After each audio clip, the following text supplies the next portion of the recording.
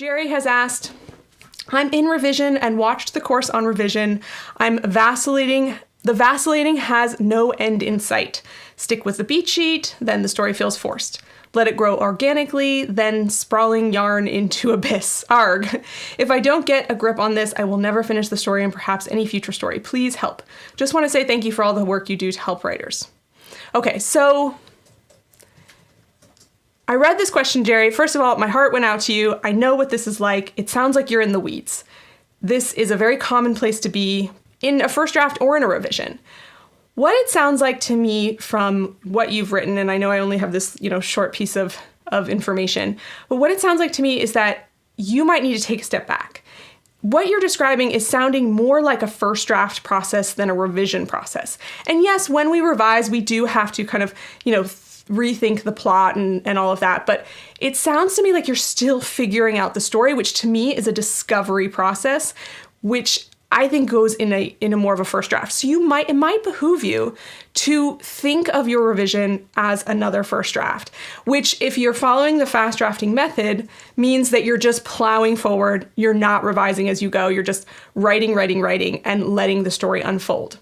That is my first piece of advice for you. My second piece of advice is to focus on, if you don't want to approach it that way, another way you could approach it is try to nail down what's not working.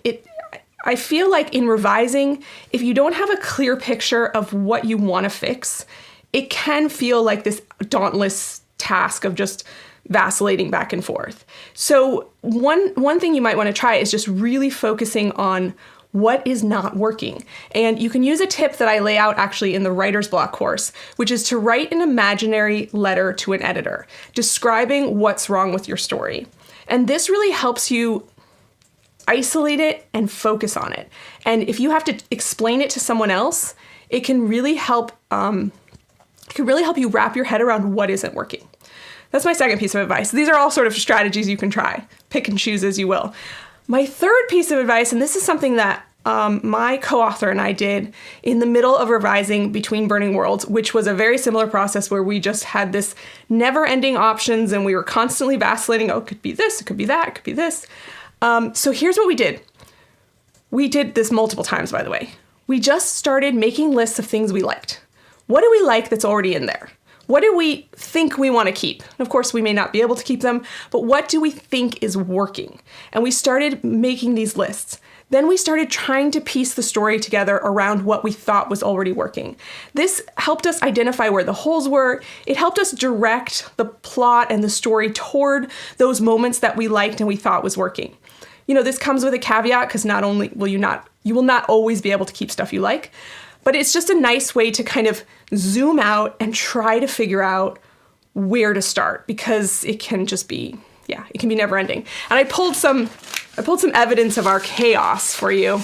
We used to make these like giant pieces of paper we'd scroll out things on. So I wanted to show you, Jerry, just so you see you're not alone. This is what we would do to try to make sense of everything. So we would do lists like this where we would write out, here's the tech, here's the location, here's the events, here's the people, here's the entities, here's the, what does that say? Objects and concepts. And we just would make these lists of like all those things so we could try to kind of figure out what we had to work with, because there was a lot going on.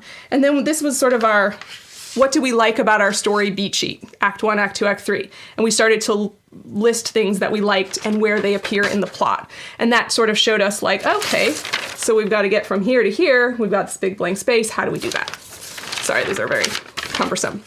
But that is another thing you can try. Okay, I wish you the best of luck, Jerry. Thank you for sharing that. If you enjoyed this video, we've got a lot more on writingmastery.com.